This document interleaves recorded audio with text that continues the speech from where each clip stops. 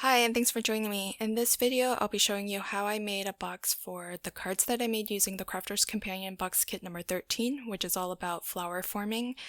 And the kit does include a template so that you can create your own boxes, but I'll just show you my way of doing it because I think once you know the technique, you can adapt it to any size. My first score line there, that was at 1¼ inch, but this can be whatever you want. Essentially, where you want to put your first score line is however deep you want your box to be, that's where you want that score line.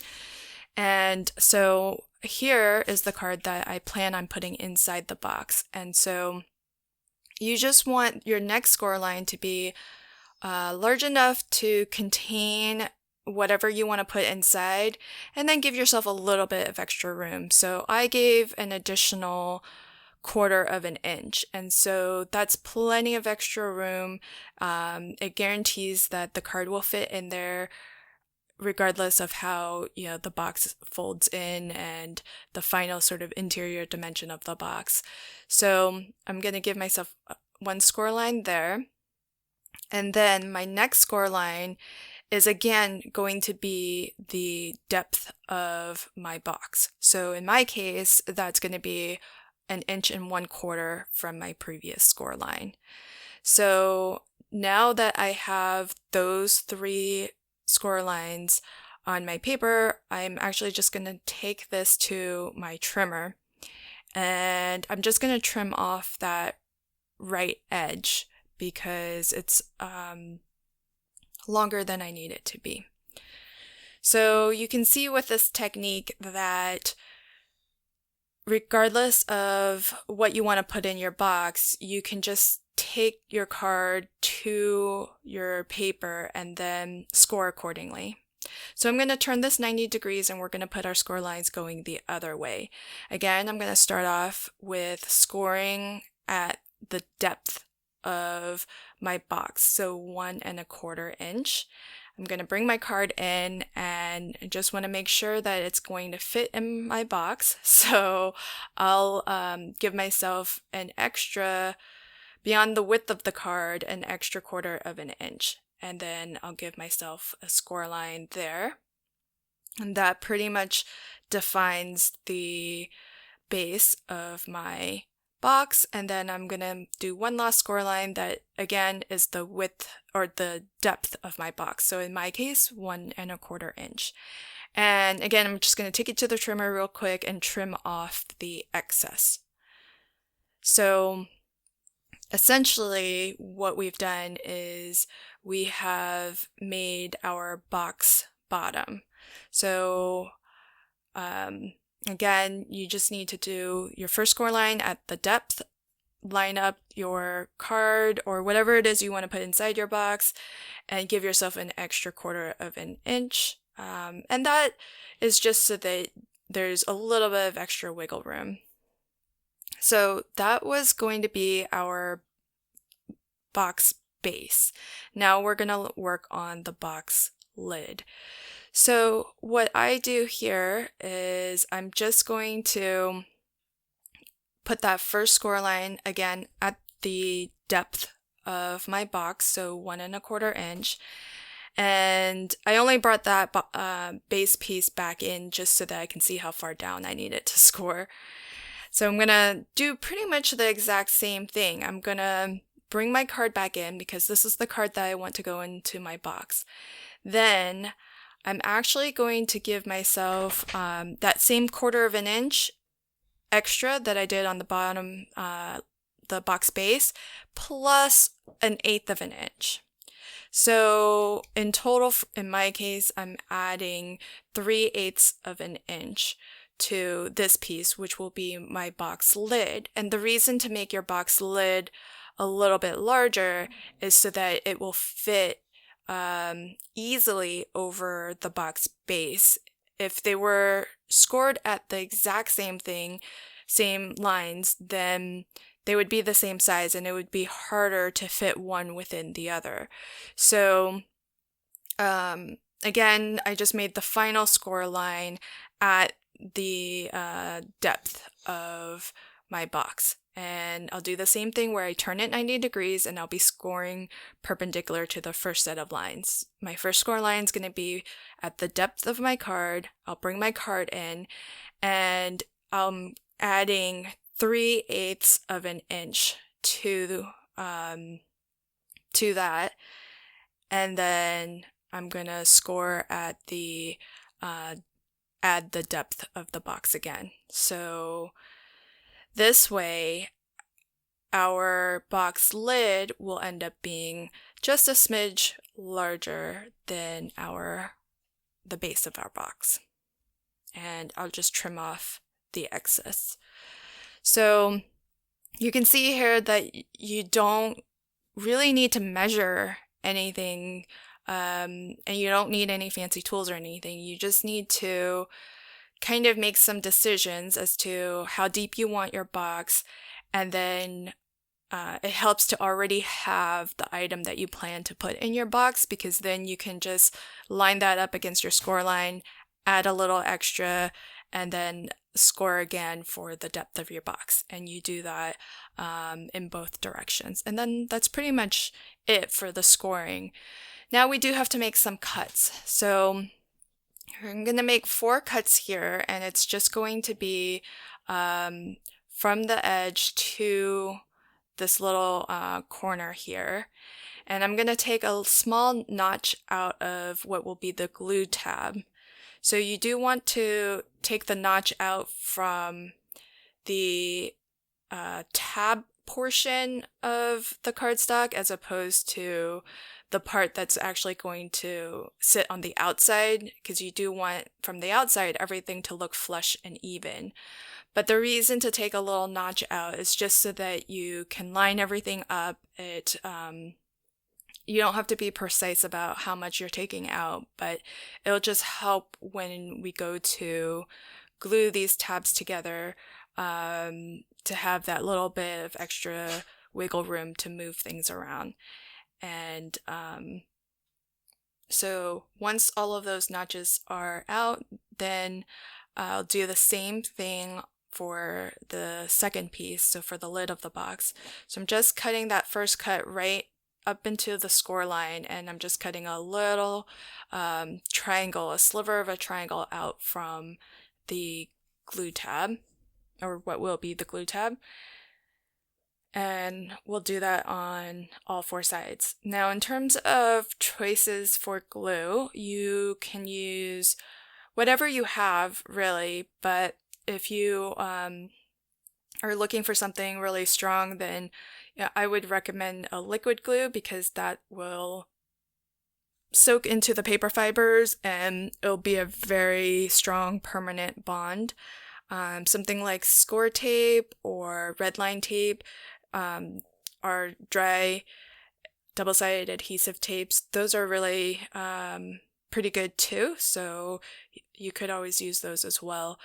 I might steer clear from a tape runner unless you know it to be like a really strong adhesive. But here, now that all of my slits have been cut, I'm just going to fold and burnish all of these score lines. And I am working with 120-pound cardstock, because I do want this to be a really sturdy box. So having nice thick cardstock is going to be really helpful to have it, especially if cards are pretty light. So if you're only putting the 1 card in there, I don't think you have to worry too much about choosing something super heavyweight, but I'm actually thinking about giving sets of 4 or 5 cards away, and so I'm going to be putting multiple cards into these boxes and gifting them as a set to some family and friends. So and if you happen to use this method for creating boxes for other things, like if you wanted to put chocolates or anything, you can make this to be whatever size you like, and adapt it to suit your needs. The template that does come in the kit. It's a stencil that is essentially 1/4 of the box, and so it has some parts that are cut out of the stencil where you can trace lines for where to cut. And they have measurements for, I think, an A2 size, a 5x7, and 6x6, which are the card blank sizes that do come in the kit. So you can make boxes for the cards that you make using the kit and their template, but I found this to just be easier. And here I have chosen to use a liquid glue. It's a nice tacky glue that has a pretty quick grab. It's line coat pH neutral, so I use it in a lot of my mini albums as well. And whatever glue that you do use, just be sure to burnish it, because that will help the adhesive really grab onto the cardstock, and some dry adhesives really do need the pressure to fully activate. So regardless of the glue that you're using, it does help to give it a really good burnish. And so all I'm going to do is go all the way around, putting a little bit of glue on all of my tabs, and then lining them up with the ends of, or the sides of the box. So you can see why we want to take the notch out of the tab part, because if you took it out of the side of the box, then you wouldn't have that nice flush edge, which if you want your box to look really finished, you want to have that be nice and straight.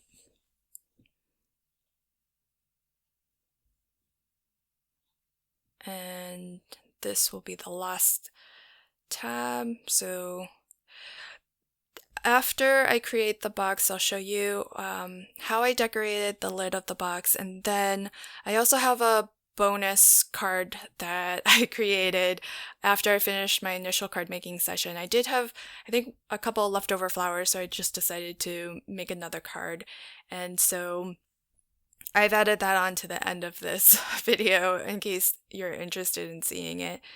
So we just have to do the same thing with the other half of our box. So just go around, add a little bit of glue to each of the 4 tabs, and glue that down.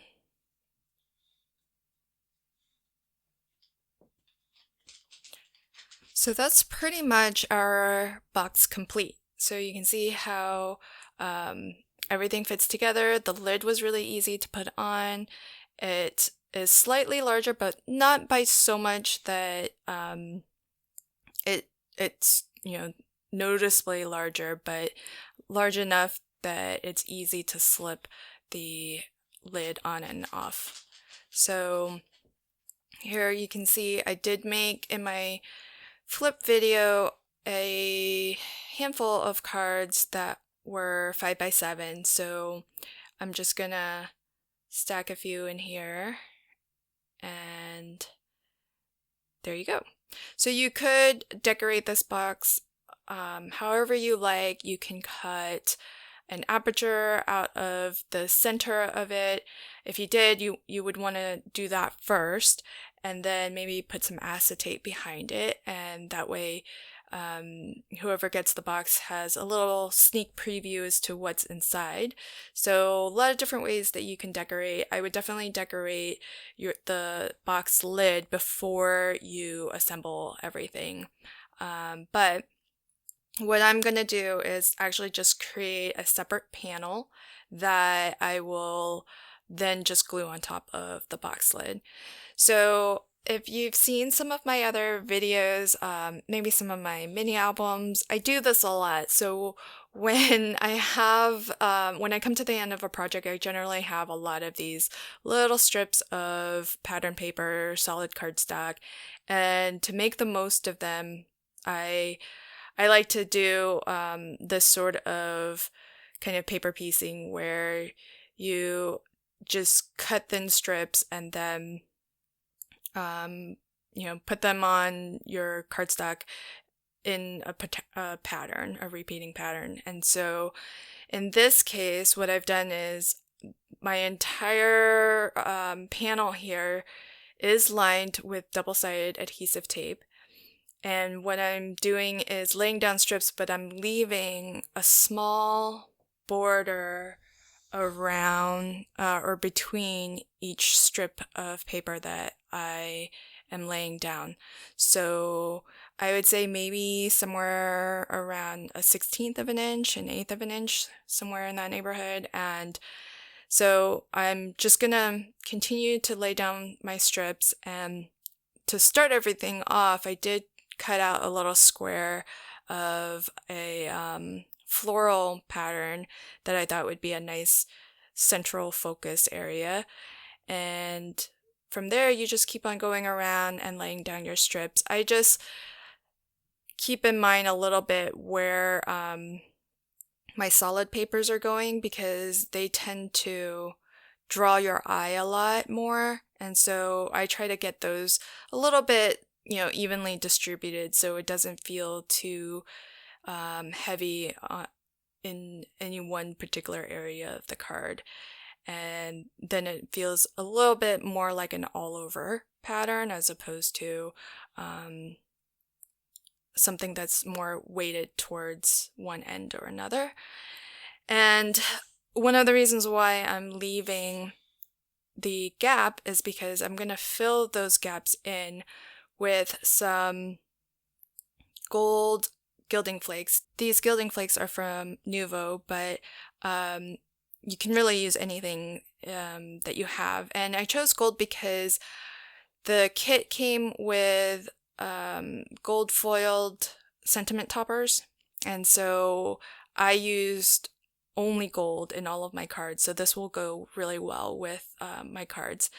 And then I'm just using one of these little, I think they're supposed to be scrubbing sponges for your stamp. And so there's a more rough side, and then there's a smoother side, and I just used the smooth side to really burnish the gilding flakes into the adhesive. And by doing so, it also gives it a little bit of a polish, so it looks a little bit smoother as a result of burnishing it. And again, I just put down double-sided adhesive on the entire top of the box, and I laid down my decorative panel, but then I left a border around all four edges so that I can again accent it with this gold gilding flakes. So that was my box, and this is the bonus card that I created. You can see I still had one of my flowers left over, and here I am using some of the ribbon that came in the kit to create a different style bow. I saw this on Pinterest and I thought I'd give it a try.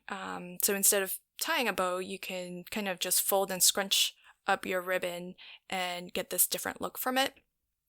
And it's actually pretty easy to do. So it's a very different look than your traditional bow that you tie, but it kind of looks pretty neat. And then I've got some leftover flowers that I had made but didn't use in my original card making session, so I'll add some of those to the card as well.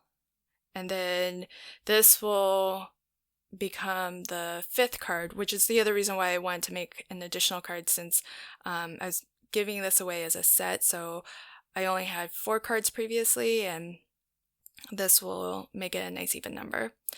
And since I didn't show how to make the leaves, I thought I would include how I shaped the leaves. I didn't even use any heat or the iron at all. I just die cut and then squished it between my fingers to give it just a little bit of shape. And I think that was enough. I don't think you really need to take it to an iron and get all of that dimension in it, because so much of it is covered anyways, at least the way that I arrange my flowers. And a few flat back pearls, and then that card is done. So here is the final box, and you can see all of that pretty gold gilded edges, and then all of my 5x7 cards that I created. So they all fit in here really nicely, and they make a nice set to give away. Thanks so much for joining me. I hope that you found this box making technique useful, and certainly you can definitely use the templates that are provided in the kit, and just do what works for you. I just thought that it would be interesting to show you a method where you don't really need the template and you can really create it to fit any size card. Until my next video, happy crafting and have a fantastic day. Thanks. Bye.